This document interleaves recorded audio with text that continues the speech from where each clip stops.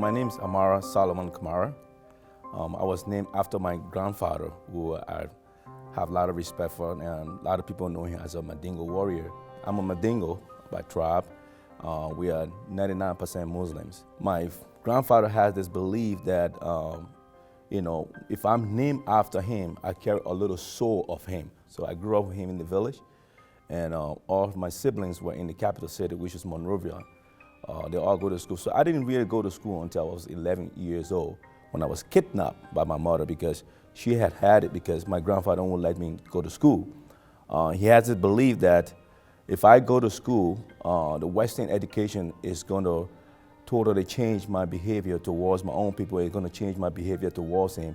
And I'm not going to see what he has done for me, as an education-wise. I have all of my siblings here. We're about 18 of us from the same father. He had 2 wives. People couldn't tell the difference between whose mother was whose because the 2 women were so nice to each other. They were so friendly. Like I said, I was 11 years old when all my siblings was going to school. And when I started, they put me in the kindergarten. Before the year end, they sent me to, I think like a 3rd grade because I was so smart, So in my entire career, I had double promotion to all the way to high school, even though my siblings was all in school before me, but I make the first A before every one of them. So I graduated at top in my high school. After I graduated from high school, at that time, my father was in the police. He left the police force and decided to go into business with diamond. And he got very successful, but then he wanted me to follow his footsteps, forget about college and go and work in the diamond mine. I was like, what? At this point of my life, when I'm making good grades, you want me to go to the mine? I said, yep, somebody got to be there to take care of the family. I want you to take that role. So I went and joined him in the forest to start digging diamonds. That was a heartbreak for me because I really wanted to continue at that point of my life because I was really focused on becoming a medical doctor. That same year, the war in Liberia started to come, the Civil War. I had a dream that it was going to wipe out everybody. So I got in the car and came to Guinea. That was end of 1989. In 1990, the war started getting serious. But luckily, I was already out of there. We had a lot of difficulties. We didn't have job, we didn't have anybody. I remember sleeping in the market. We were able to work our way somehow, even got a room. What actually blessed me was I was an athlete. I played basketball, so I started playing basketball for the town and just to eat. The team from the capital city, when they saw me play, and that's when they recruited me. So now I moved to the capital city. My mother is one of my role models in my life. She got sick at that time when I was in the village. I had to come back to the village to get her. At the time, I was working with the beers now. I was making a little more money. So when I went to my mom and get her, and I looked at her, she looked like somebody who hadn't eaten for months. They couldn't even afford lotion because it was the war at that time. So they lost everything. They were all looking at me, and the money I was making was just enough for me to live, not to take care of everybody. So I had to share whatever little one I had with every family member.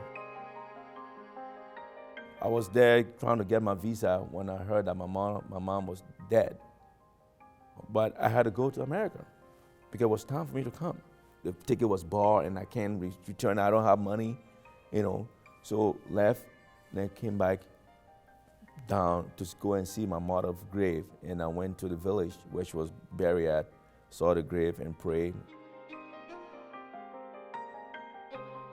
While I was in New York, my fiancée at that time wanted to go to school, continue her school. She got accepted at Tulane University. The following year, we decided to move to New Orleans. And I got another cultural shock over there again when we got there. We were looking for a place to stay. And nobody would give us anywhere to rent because it's a black interracial couples. No, but what is this?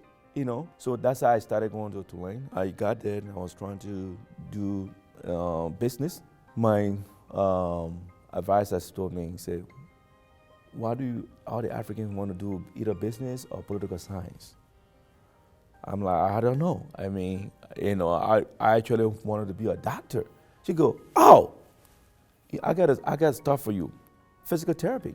Why don't you do that? Because you're an athlete, you're very athletic. I'm like, what is that? So I'm like, okay, I'll try, and I went into that field. I worked with Lifetime a few years, and I met a friend of mine who was from Liberia as well. He was doing his personal training business. I decided to completely move there and work with him. But unfortunately, he decided that we were gonna move the gym location, and we lost all the customers. I moved to another gym, a friend of mine. I moved all my customers there, and he said, hey, listen, we all can work together. You don't have to open another facility. You know, you have your own business within this business. 10 years now, and I have been doing my own business, and that was the best move I've ever made myself. Besides doing that, I've also done a lot of things for the community. Not only in the African community, but outside of the African community, involving all the Americans, everybody to work together as a team. So I really enjoyed my time being an entrepreneur, business person for myself, and able to get time for myself and help my community to move the community forward.